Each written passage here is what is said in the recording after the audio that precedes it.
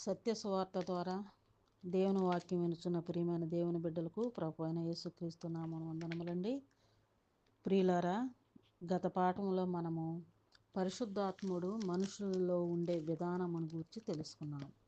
ఈరోజు యేసుక్రీస్తు సంఘమును గూర్చి తెలుసుకుందామండి. యేసుక్రీస్తు యొక్క సంఘమును గూర్చి కొన్ని విషయాలు మనము తెలుసుకుందాం. ప్రియులారా, గమనించినట్లయితే క్రొత్త నిబంధనలోని సంఘమును గూర్చి మనం తెలుసుకుంటున్నాం. ఇప్పుడు పాత నిబంధనలో ఒక సంఘం ఉంది. పాత నిబంధనలో సంఘం ఏ విధంగా ఏర్పడింది అంటే, దేవుడు అబ్రహాముకి వాగ్దానం చేశాడు, సున్నతి పొందిన వారందరూ నా బిడ్డలు అవుతారు అని. అబ్రహాముతో దేవుడు చెప్పాడు, నీవును, నీ ఇంటి వారును, నీ ఇంట్లో పుట్టిన వారును, నువ్వు వెల ఇచ్చి కొనిన వారును, నీ పనివారును అందరూ సున్నతి పొందాలి. సున్నతి పొందిన వారు మాత్రమే నా బిడ్డలు అవుతారు. వాళ్ళే సంఘము. సున్నతి పొందిన వారందరూ కలిసి దేవుని యొక్క సంఘము. ఆ దేవుని యొక్క సంఘమే దేవుని యొక్క ప్రజలు. దేవుని యొక్క ప్రజలే దేవుని యొక్క జనాంగమై ఉన్నారు. అది పాత నిబంధనలోని దేవుని యొక్క జనాంగం. ఇక క్రొత్త నిబంధనలోని దేవుని యొక్క జనాంగాన్ని గురించి మనం తెలుసుకుందాం. పాత నిబంధనలో ఆ విధంగా ఏర్పడింది. ఇంతకుముందు అనే పూర్తి విషయాలు మనం తెలుసుకున్నాము. ఇప్పుడు క్రొత్త నిబంధనలో దేవుని యొక్క సంఘము, దేవుని యొక్క జనాంగాన్ని గురించి మనం తెలుసుకుందాం. ఈ జనాంగం ఏ విధంగా ఏర్పడ్డారు? క్రొత్త నిబంధనలో దేవుని యొక్క జనాంగం ఏ విధముగా ప్రారంభించబడ్డారు, ఏ విధముగా అభివృద్ధి చెందుతున్నారు అనే విషయాల గురించి, అసలు ఏ విధముగా వాళ్ళు ఏర్పాటు చేయబడి ఉన్నారు అనేసి మనం తెలుసుకుందామండి. ఇక్కడ చూసినట్లయితే అసలు సంఘం అంటే ఏంటి? సంఘము అను మాటకు అర్థము క్రీస్తు యేసునందు పరిశుద్ధపరచబడిన వారై పరిశుద్ధులుగా ఉండుటకు పిలువబడిన వారు. అది పాత నిబంధన సంఘం, అది అయిపోయింది. సున్నతి అది వేరే విషయము. ఇది క్రొత్త నిబంధనలో ఉన్న సంఘమును గురించి మనం తెలుసుకుంటున్నాం.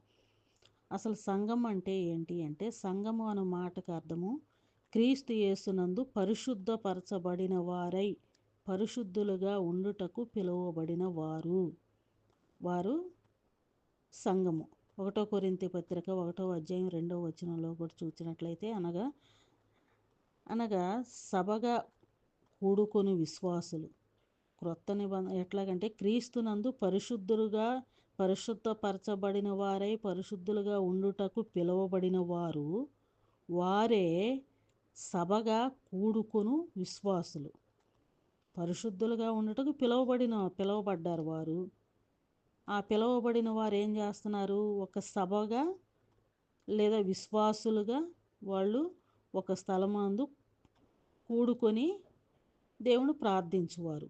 వీరు తమ సొంత అభిప్రాయములను వ్యక్తపరచుకొనుటకు కూడుకొను ప్రజలు కాదు.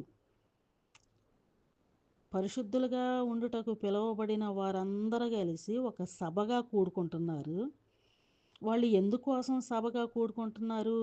వారు తమ సొంత అభిప్రాయాలు తెలుసుకోవటం కోసము, లేకంటే వారందరూ కలిసి వేరే వేరే విషయాల గురించి మాట్లాడుకోవటం కోసము, వారి యొక్క కుటుంబాల గురించి మాట్లాడుకోవటము, లేదా వారి యొక్క ప్రాంతంలో అభివృద్ధి చేసుకునే వాటి గురించి మాట్లాడుకోవటానికి కోసము, ఇంకా వేరే వేరే ఇతర విషయాల గురించి వారందరూ కూడుకోవట్లా.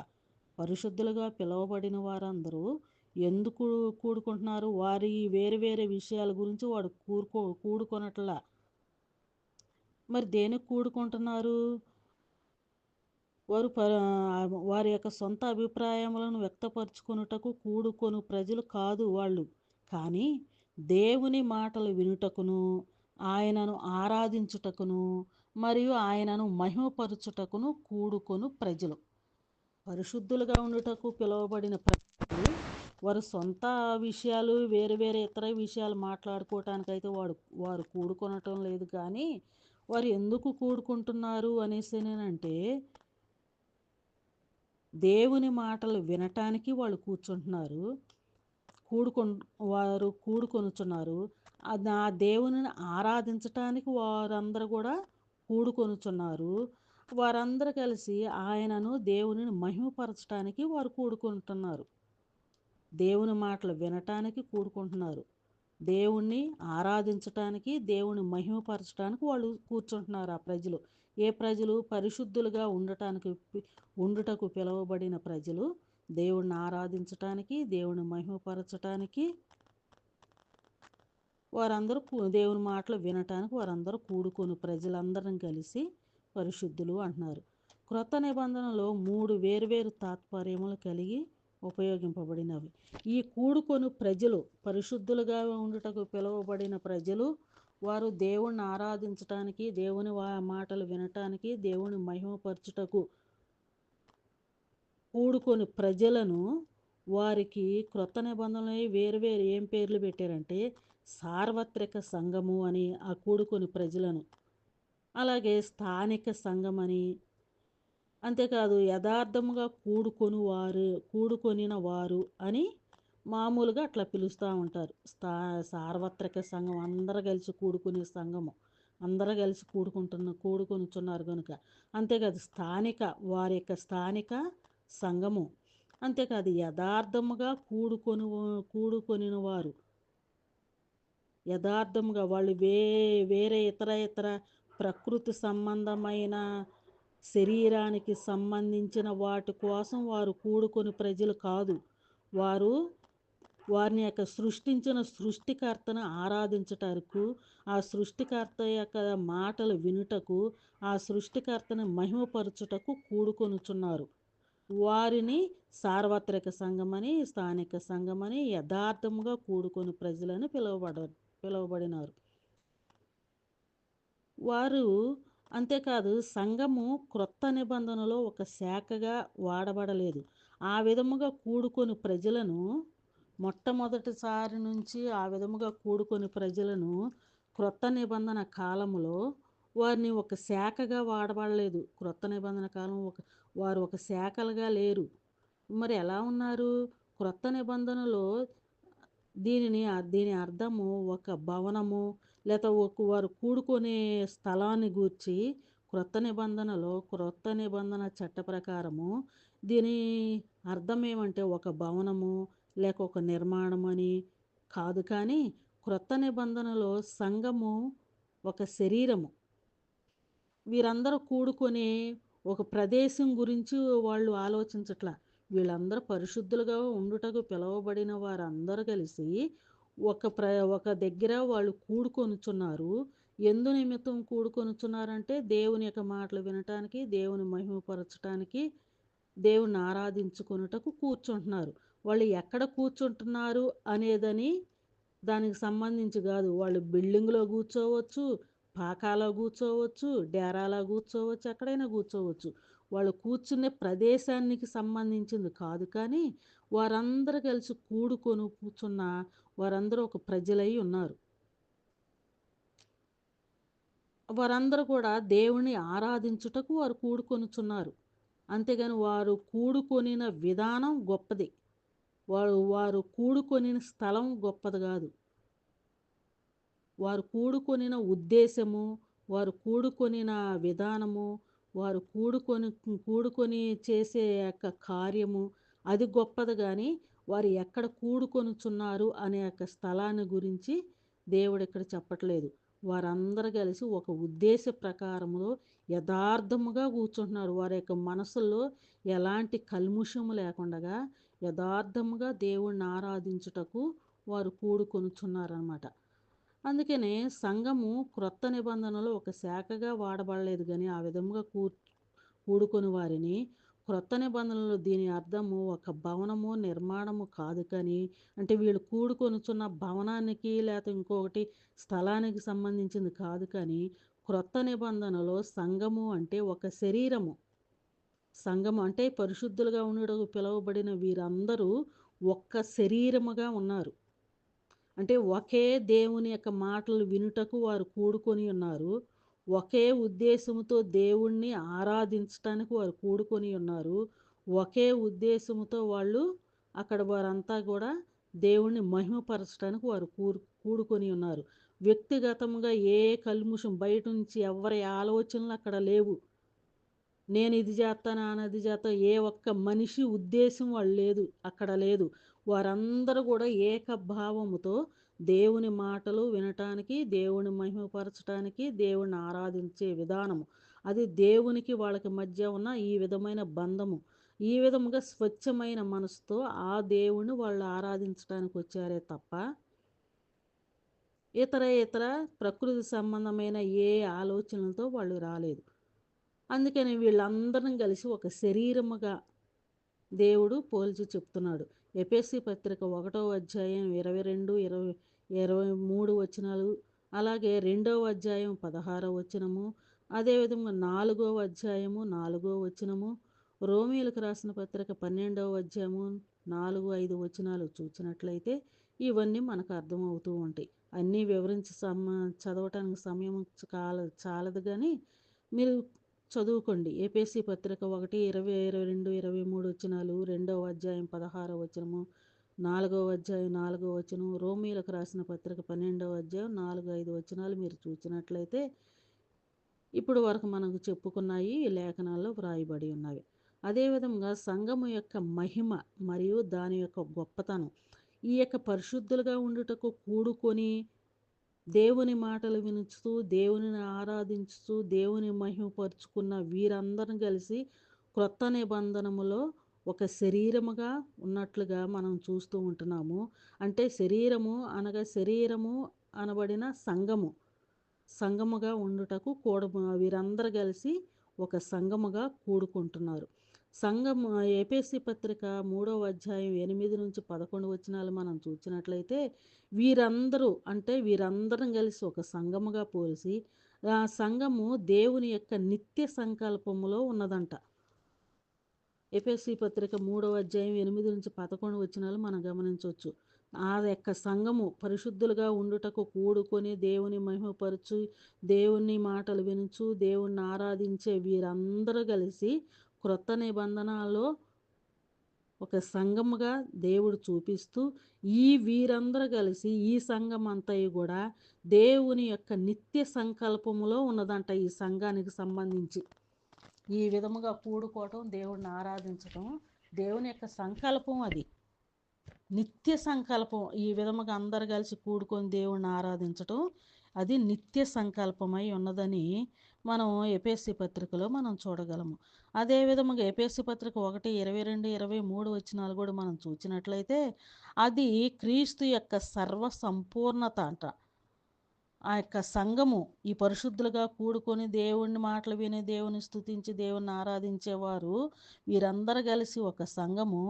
అది ఆ సంఘము దేవుని యొక్క నిత్య సంకల్పములో ఉన్నది, దేవుని యొక్క ప్రణాళికలో ఉన్నది. ఆ యొక్క సంఘము క్రీస్తు యొక్క సర్వ సంపూర్ణత అయి కూడా ఉన్నదంట. అది దేవుని యొక్క ప్రణాళికలో ఉండటమే కాదు, క్రీస్తు యొక్క సర్వ సంపూర్ణత ఉన్నదంట. ఎందుకని క్రీస్తు యొక్క సర్వ సంపూర్ణత ఉన్నదని ఎఫెసీ పత్రిక 1, 22, 23 వచనంలో ఉన్నది. ఆయన యొక్క సర్వ సంపూర్ణత ఉన్నది. అంటే ఎందుకని యేసుక్రీస్తు వారు ఈ లోకానికి వచ్చి వీళ్ళని రక్షించటం కోసమే ఈ విధముగా అందరినీ ఆయన యొక్క రక్తములో కడిగి పరిశుద్ధులంగా చేసి అందరు కలిసి పరిశుద్ధమైన సంఘముగా కూడుకొని క్రీస్తు ద్వారా దేవుని ఆరాధించటమే ఆయన యొక్క ప్రణాళిక, ఆయన యొక్క ఉద్దేశము, ఆయన యొక్క సంకల్పము. ఆ సంకల్పం ప్రకారం అలా జరుగుతున్నది కనుకనే అది క్రీస్తు యొక్క సర్వ సంపూర్ణత అన్నది. ఆ విధముగా జరుగుతున్నది కనుక క్రీస్తులో సంపూర్ణముగా ఆ విధముగా సంఘముగా ఏర్పడి దేవుణ్ణి ఆరాధించుచున్నారు. అది దేవునితో సమాధానపరచబడిన సంఘం అంట. ఇది దేవునితో ఎఫెసీ 2వ అధ్యాయం 11 నుంచి 18 వచనాలు మనం చూసినట్లయితే, అదేవిధంగా 2వ అధ్యాయము 11 నుంచి 22 వచనాల వరకు మనం చూసినట్లయితే అది దేవునితో సమాధానపరచబడినది. ఎట్లాగా? క్రీస్తు ద్వారా తండ్రి అయిన దేవునితో సమాధానపరచబడిన సంఘము. ఆ యొక్క సంఘము పరిశుద్ధాత్మ దేవుడు నివసించు స్థలం అంట. ఇక పరిశుద్ధులుగా పిలువబడి కూడుకొని దేవుని వాక్యం విని దేవుణ్ణి స్తుతించి దేవుణ్ణి ఆరాధించే వీరందరం కలిసి శరీరముగా ఉన్నారు. అంతేకాదు సంఘముగా ఉన్నారంట. ఆ సంఘము క్రీస్తు యొక్క సర్వ సంపూర్ణత, క్రీస్తు రక్తంలో కడగబడి దేవునితో సమాధానముగా ఉన్నారు గనుక, దేవునితో సమాధానపరచబడిన వారై ఉన్నారు గనుక, క్రీస్తు ద్వారా దేవునితో సమాధానపరచబడిన వారై ఉన్నారు గనుక, వీరు క్రీస్తుతో దేవునితో సమాధానపరచబడి దేవునిలో వారు నివసించుచున్నారు గనుక, వారు అది ఆ విధముగా కూడుకొని వారందరి మధ్య పరిశుద్ధాత్మ దేవుడు కూడా నివసించుచున్నాడంట. ఆ విధముగా దేవుణ్ణి ఆరాధించే వారిలో పరిశుద్ధాత్ముడు నివసించుచున్నాడు. అందుకని ఆ యొక్క సంఘము ఇంకేమై ఉన్నది అనేసరంటే, క్రీస్తు సంపూర్ణతయే కాదు, సమాధానపరచబడినదే కాదు, పరిశుద్ధాత్మ దేవుడు నివసించు స్థలము కూడా. ఏది? సంఘము పరిశుద్ధాత్మ దేవుడు నివసించు స్థలమై ఉన్నదని ఎఫెసీ పత్రిక 2వ అధ్యాయం 18 నుంచి 11 నుంచి 18, 22 వరకు మనం చూడగలము. అదేవిధముగా ఆ సంఘము దేవుని పరిశుద్ధ ఆలయమై ఉన్నదంట. ఆ సంఘములో పరిశుద్ధాత్మ దేవుడు నివసించు స్థలమే కాదు, అలాగే ఆ సంఘము దేవుని పరిశుద్ధ ఆలయమై ఉన్నదంట. ఆ సంఘమే ఆలయము. సంఘమంతా కూడుకొని బిల్డింగో లేకపోతే పాకానో లేదా ఇంకొకటి కాదు. ఆ సంఘములోనే పరిశుద్ధాత్ముడు నివసించుతాడు. అది దేవుని యొక్క పరిశుద్ధ ఆలయము. సంఘమంతా అందరూ కలిసి దేవుని యొక్క పరిశుద్ధ ఆలయమై ఉన్నారని 1 కొరింథీ పత్రిక 3వ అధ్యాయం 16, 17 వచనాలు, 2 కొరింథీ పత్రిక 6వ అధ్యాయం 14 నుంచి 18 వచనాలు గనక మనం చూసినట్లయితే మనం అర్థం చేసుకోగలము. అది దేవుని పరిశుద్ధ ఆలయమై ఉన్నదని మనం చూడగలము. అంతేకాదండి, ఎఫెసీ పత్రిక 2:19, 1 తిమోతి 3:15లో కూడా చూసినట్లయితే ఆ యొక్క సంఘము దేవుని యొక్క ఇల్లు అంట. ఆ యొక్క సంఘము దేవుని యొక్క ఇల్లు. ఆ యొక్క సంఘము దేవుని పరిశుద్ధ ఆలయము. ఆ సంఘము దేవుని యొక్క ఇల్లు. అదేవిధంగా ఎఫెసీ పత్రిక 5వ అధ్యాయం 22, 23 వచనాలు చూసినట్లయితే ఆ సంఘము క్రీస్తు యొక్క పెండ్లి కుమార్తె. ఆ సంఘమునకు ఇంకొక పేరేంటండి? క్రీస్తు యొక్క పెండ్లి కుమార్తె అని కూడా. ఆ సంఘములో సమాధానం ఉంటుంది. ఆ సంఘము క్రీస్తు యొక్క సర్వ పరిపూర్ణత. అదేవిధంగా ఆ సంఘము క్రీస్తు ద్వారా దేవునితో సమాధానపరచబడి ఉన్నది. ఆ యొక్క సంఘములో పరిశుద్ధాత్ముడు నివసించు స్థలమై ఉన్నది. ఆ యొక్క సంఘము పరిశుద్ధాత్ముడు నివసించు స్థలమై ఉన్నది. ఆ యొక్క సంఘము దేవుని పరిశుద్ధ ఆలయమై ఉన్నది. ఆ యొక్క సంఘము అంతేకాదు దేవుని యొక్క ఇల్లై ఉన్నదంట ఆ యొక్క సంఘము. అంతేకాదు ఆ యొక్క సంఘము యేసుక్రీస్తు వారి 2వ రాకడలోకి వచ్చినప్పుడు ఆయన పెండ్లి కుమారుడిగా వస్తాడు కాబట్టి ప్రదానం చేయబడిన పెండ్లి కుమార్తెగా కూడా ఉన్నది అనేసని ఎఫెసీ పత్రిక 5వ అధ్యాయం 22, 23 వచనాల్లో మనం చూడగలుగుతాం. ఆ యొక్క సంఘము యేసుక్రీస్తు వారి యొక్క పెండ్లి కుమార్తెగా సిద్ధపడుతున్నది అనేసని మనం చూస్తూ ఉంటున్నాం. అంతేకాదండి, ఆ యొక్క సంఘము దేవుని యుద్ధోపకరణములు కలిగి ఉన్న సైన్యము. ఆ సంఘం ఏంటండి? ఆ యొక్క సంఘము దేవుని యుద్ధోపకరణములు, యుద్ధము చేసే ఉపకరణాలు, యుద్ధానికి ఉపయోగించే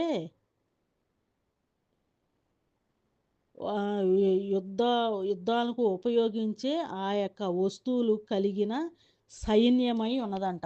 దేవుని యొక్క సంఘం మామూలుది కాదండి.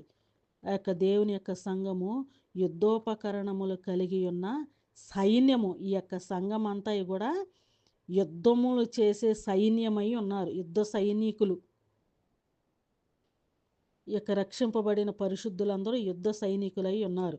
అంతేకాదు ఆ యొక్క సంఘము క్రీస్తుకు పరిశుద్ధమైనదిగా, పవిత్రమైనదిగా సమర్పింపబడెను. ఆ సంఘము క్రీస్తుకు పరిశుద్ధమైనదిగాను, పవిత్రమైనదిగాను సమర్పింపబడేను.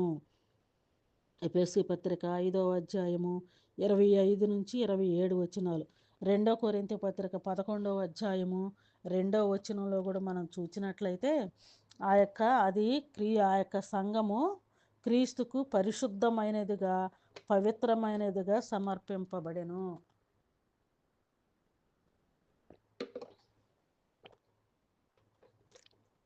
అదేవిధంగా ఎఫెసీయులకు రాసిన పత్రిక 5వ అధ్యాయం 23లో మనం చూసినట్లయితే ఆ యొక్క సంఘము క్రీస్తు చేత రక్షింపబడిందంట. ఆ యొక్క సంఘము క్రీస్తు చేత రక్షింపబడిన సంఘము. ఏ విధముగా క్రీస్తు చేత రక్షింపబడింది అని మనం చూసినట్లయితే ఆ యొక్క సంఘము క్రీస్తు చేత రక్షింపబడిన సంఘము. ఆ యొక్క సంఘము అది క్రీస్తుదై ఉన్నది, క్రీస్తుకు చెందినది. ఇప్పుడు వరకు మనం చెప్పుకున్నాం కదా, వీరందరూ పరిశుద్ధులుగా ఉండట కూడుకొనిన వారు, వీరందరూ పరిశుద్ధులు, వీరందరూ ఏమై ఉన్నారంట, దేవుని యొక్క నిత్య సంకల్పములో ఉన్నవారంట. ఈ యొక్క సంఘము అది క్రీస్తు యొక్క సర్వ సంపూర్ణత ఉన్నదంట. ఆ యొక్క సంఘము దేవునితో క్రీస్తు ద్వారా దేవునితో సమాధానపరచబడిన సంఘమై ఉన్నదంట. అంతేకాదు ఆ యొక్క సంఘము పరిశుద్ధాత్మ దేవుడు నివసించే స్థలము. అంతేకాదు ఆ యొక్క సంఘము పరిశుద్ధ ఆలయమై ఉన్నది. అంతేకాదు ఆ సంఘము దేవుని యొక్క ఇల్లై ఉన్నది. అంతేకాదు ఆ యొక్క సంఘము క్రీస్తు యొక్క పెండ్లి కుమార్తె అయి ఉన్నది.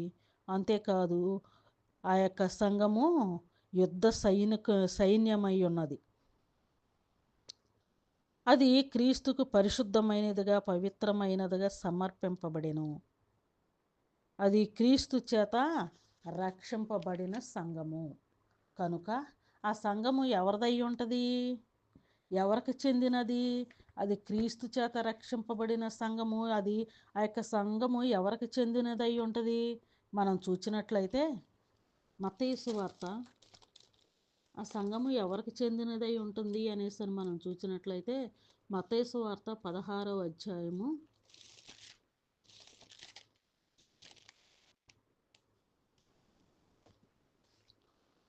13 నుంచి మనం చూసినట్లయితే అప్పుడు యేసుక్రీస్తు వారు ఈ లోకములో ఉన్న కాలంలో శిష్యులను ఆయన వెంట వెళుతూ ఉన్న సందర్భంలో అనేకులు ఆయన కోసం స్వస్థతలు కోరి ఇంకా అనేక విషయాల గురించి అనేక మంది ప్రజలు యేసుక్రీస్తు వారి వెంట వచ్చి అనేక మంది స్వస్థతలు కోరుచు స్వస్థతలు పొందుతూ వెళుతూ ఉంటున్నారు. ఆయన చేసే అద్భుతాలు, ఆశ్చర్య కార్యాలన్నీ చూస్తూ ఉన్నారు. ఆయన శిష్యులైతే ఆయన వెంటే ఉంటున్నారు. అలాంటి సందర్భంలో యేసుక్రీస్తు వారు ఆయన శిష్యుల్ని ఈ విధంగా అడుగుతూ ఉంటున్నారు. మత్తయి సువార్త 16వ అధ్యాయం 13వ వచనం. యేసు పిలుపుదైన కైసరే ప్రాంతమునకు వచ్చి మనుష్య కుమారుడు ఎవడని జనులు చెప్పుకొనుచున్నారని తన శిష్యులను అడగగా వారు కొందరు ఏలియా, కొందరు బాప్తిసమిచ్చే యోహాననియు, కొందరు ఏలియా అనియు, కొందరు ఇర్మియా అనియు లేక ప్రవక్తలలో ఒకడనియు చెప్పుకొనుచున్నారనిరి.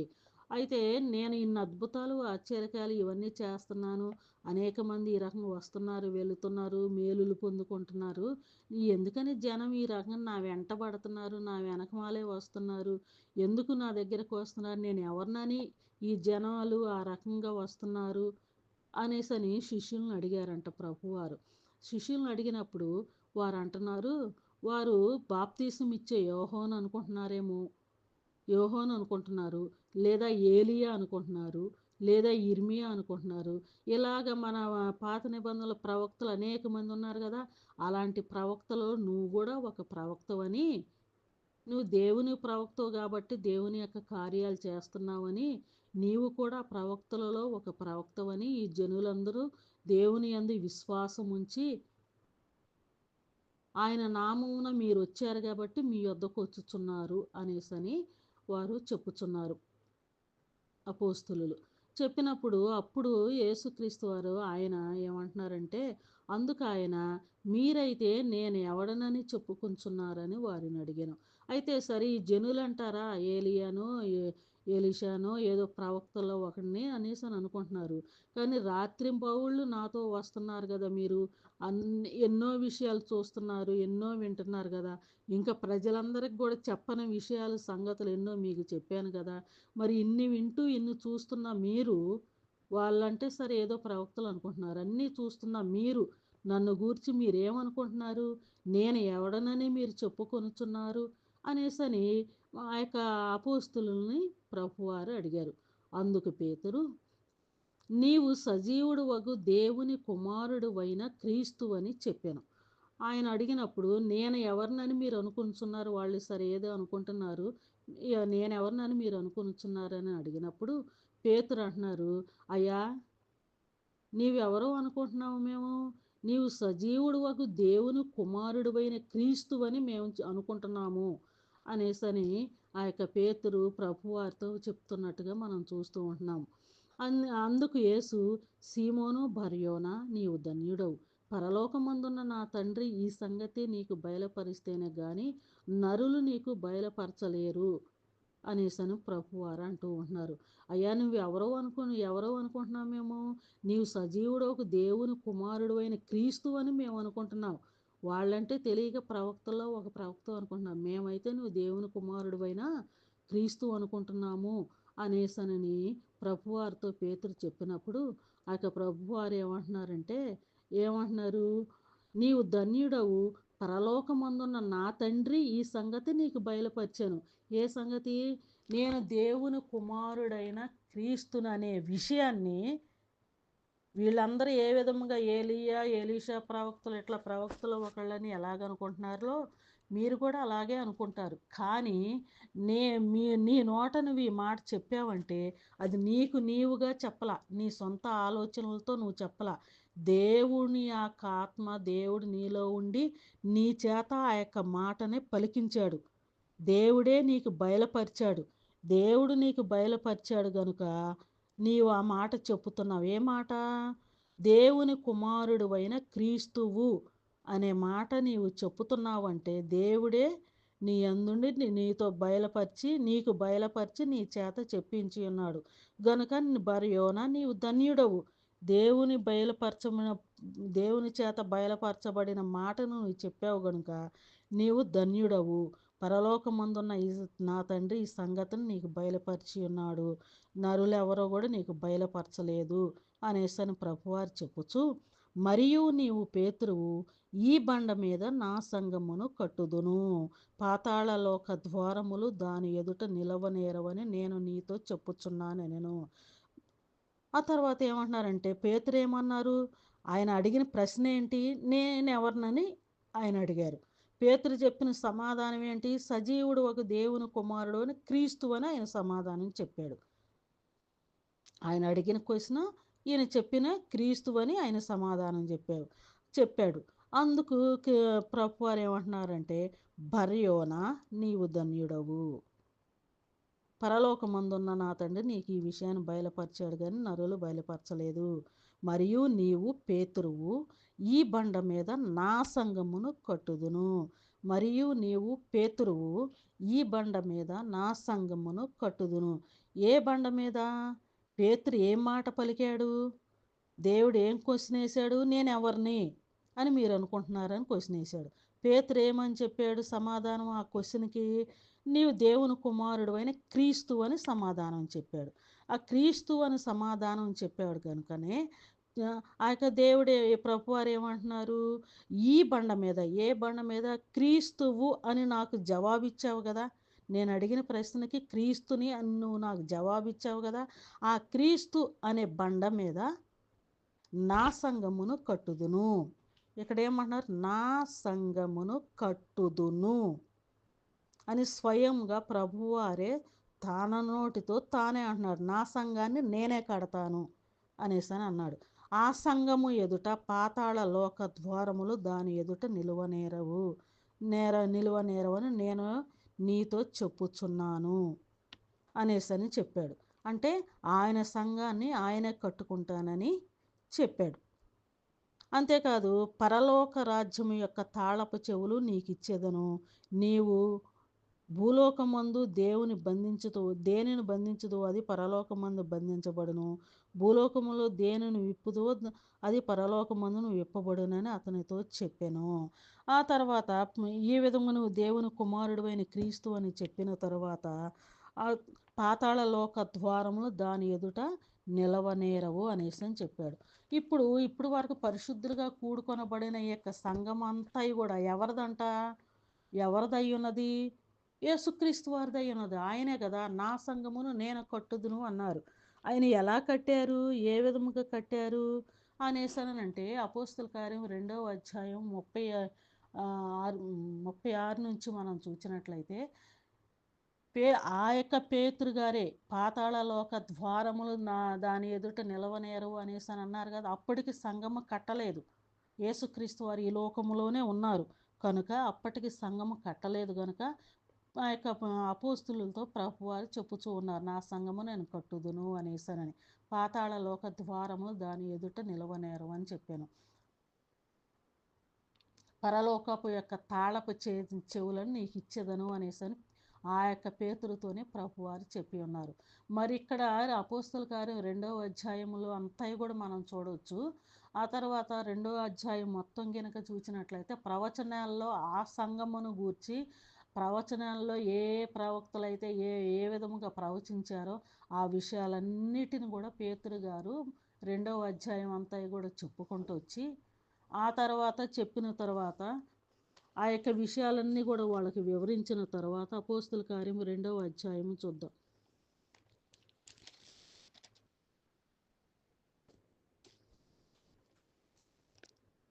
ఆ యొక్క విషయాలన్నీ కూడా చెప్పిన తర్వాత 38వ వచనం, మీరు మారు మనసు పొంది పాపక్షమాపణ నిమిత్తం ప్రతివాడు యేసుక్రీస్తు నామమున బాప్తీసము పొందుడి, అప్పుడు మీరు పరిశుద్ధాత్మ అనే వరమును పొందుదురు.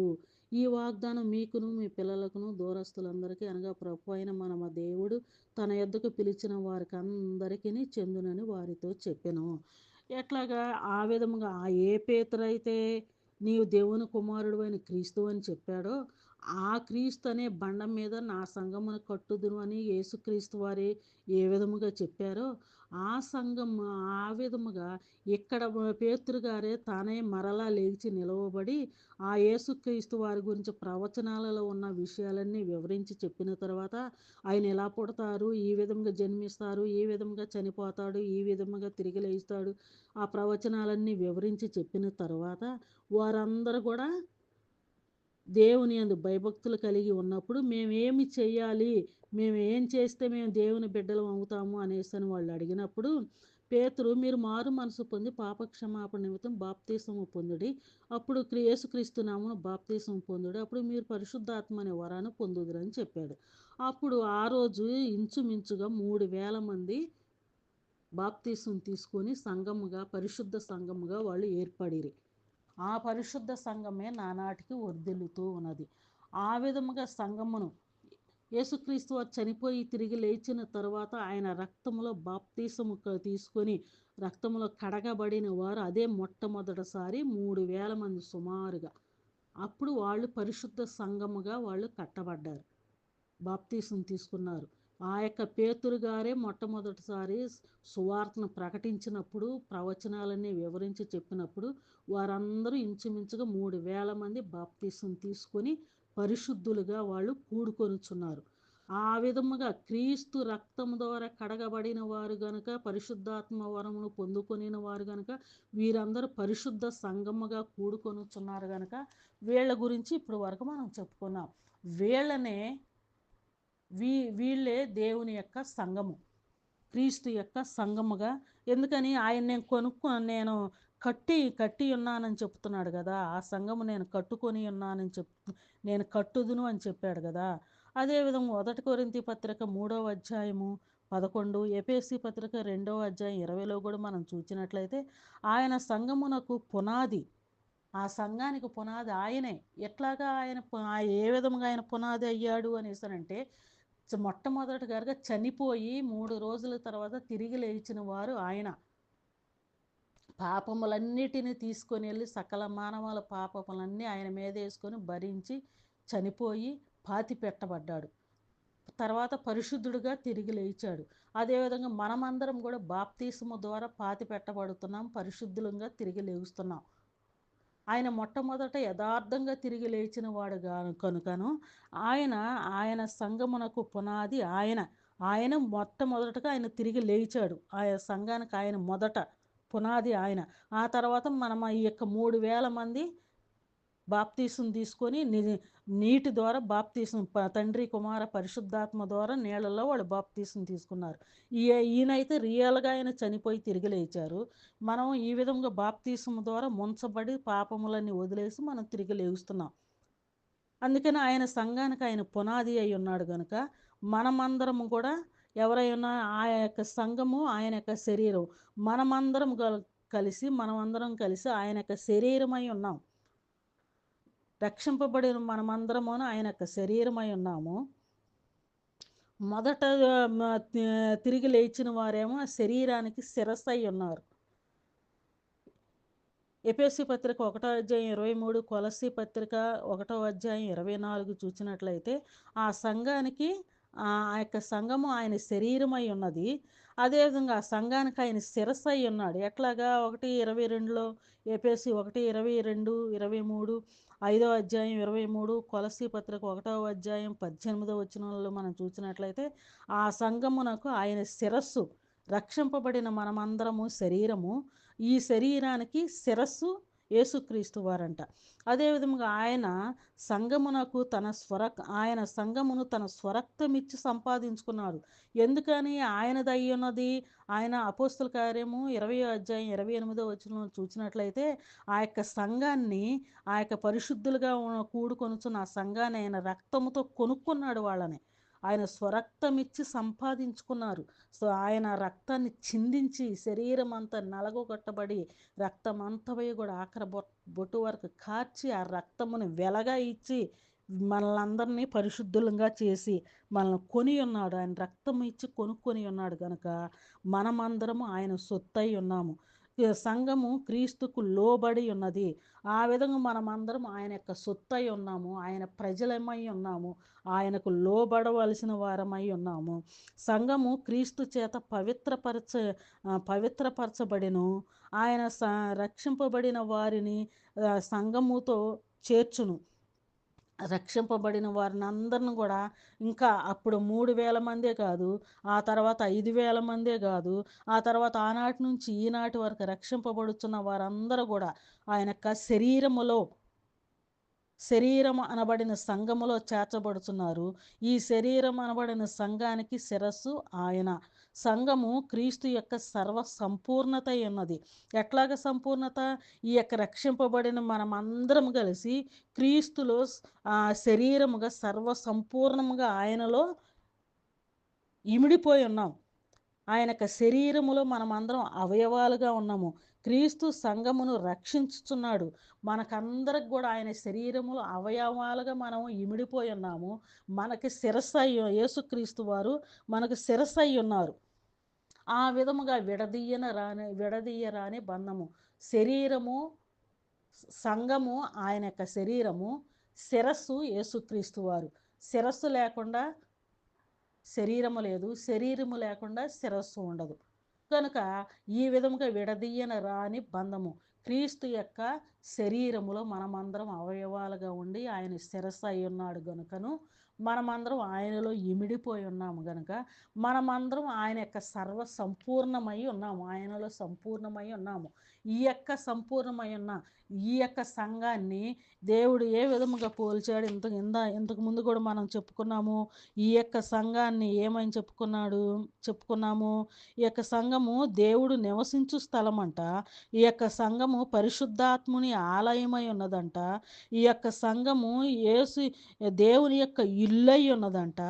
ఈ యొక్క సంఘము క్రీస్తు యొక్క పెండ్లి కుమార్తె అయి ఉన్నదంట. ఈ యొక్క సంఘము దేవుని యొక్క యుద్ధోపకరణములు కలిగిన సైన్యమై ఉన్నదంట. ఎంతగా నా యొక్క సంఘాన్ని దేవుడు బలపరిచి ఆయనలో స్థిరపరచుకొని ఉన్నాడు. ఇలాంటి సంఘములో మనమందరము కూడా సభ్యులముగా ఉంటే, ఈ యొక్క క్రీస్తు యొక్క శరీరములో మనమందరము కూడా అవయవాలుగా ఉంటే, క్రీస్తు క్రీస్తు ఎవరై ఉన్నారండి? క్రీస్తు దేవుని కుమారుడై ఉన్నాడు.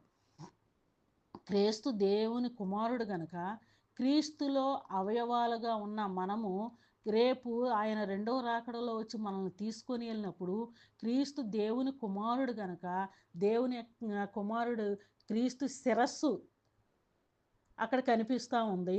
ఆయన సంఘముగా శరీరముగా మనమందరం కనిపిస్తూ ఉన్నాము. ఈ క్రీస్తులో అమర్చబడిన మనమందరము క్రీస్తు ద్వారా దేవుని యొక్క నిత్య రాజ్యములో, తండ్రి అయిన దేవుని యొక్క నిత్య రాజ్యములో మనము చేరగలుగుతూ ఉంటాము. ఇది ఎక్కడా విడదీయటానికి లేదు. ఈ యొక్క సంఘము క్రీస్తు శరీరములో అవయవాలుగా ఉన్నాము, సంఘముగా మనం ఉన్నాము, క్రీస్తులో ఇమిడిపోయి ఉన్నాము. ఈ యొక్క సంఘము ఎవరై ఉన్నారు అంటే దేవుడు నివసించు స్థలమై ఉన్నదంట. ఈ యొక్క సంఘము ఎవరై ఉన్నదంటే దేవుని యొక్క ఇల్లై ఉన్నదంట. ఈ యొక్క సంఘము ఏమై ఉన్నదంటే పరిశుద్ధాత్ముని యొక్క నివాసమై ఉన్నదంట. ఈ యొక్క సంఘము ఏమై ఉన్నదంటే క్రీస్తు యొక్క పెండ్లి కుమార్తె అయి ఉన్నదంట. ఈ యొక్క సంఘము దేవుని యొక్క యుద్ధోపకరణములు కలిగిన సైన్యమై ఉన్నదంట. ఈ యొక్క సంఘాన్ని, ఆ సైన్యాన్ని విడదీయటానికి లేదు, సంఘాన్ని విడదీయటానికి లేదు, శరీరాన్ని విడదీయటానికి లేదు. ఈ విధముగా దేవులో అమర్చబడిన దేవుని యొక్క విలువైన సంఘమై ఉన్నది. ఆ సంఘములోనే మనమందరం ఉండిన ఎడల మనం ఎంతో ధన్యులము. ఇంకా ఎవరైనా క్రీస్తు యొక్క శరీరములో అవయవాలుగా ఎవరైనా ఉండకపోయినట్లయితే సమయము లేదు, ఏ క్షణానికి ఏం జరుగుద్దో తెలియని పరిస్థితిలో ఉన్నారు. ప్రతి ఒక్కరు కూడా వారి యొక్క పాపములు ఒప్పుకొని దేవుని యొక్క కుమారుణ్ణి వారి యొక్క హృదయములోనికి చేర్చుకొని క్రీస్తు ద్వారా దేవునికి అనుకూలమైన జీవితాన్ని జీవించుతూ క్రీస్తు యొక్క రక్తములో పాపములు కడుగుకొని పరిశుద్ధులలో మీరు కూడా ఒకరిగా ఉండి ఆ యొక్క క్రీస్తు యొక్క శరీరములో అవయవాలుగా ప్రతి ఒక్కరు కూడా ఉండవలసినదిగా ప్రభు పేరట ప్రతి ఒక్కరిని కూడా మనవి చేసుకుంటూ ఈ యొక్క నా మాటలు ముగిస్తూ ఉన్నానండి. షేర్ చేయండి, సబ్స్క్రైబ్ చేయండి, లైక్ చేయండి. అందరికీ వందనములు.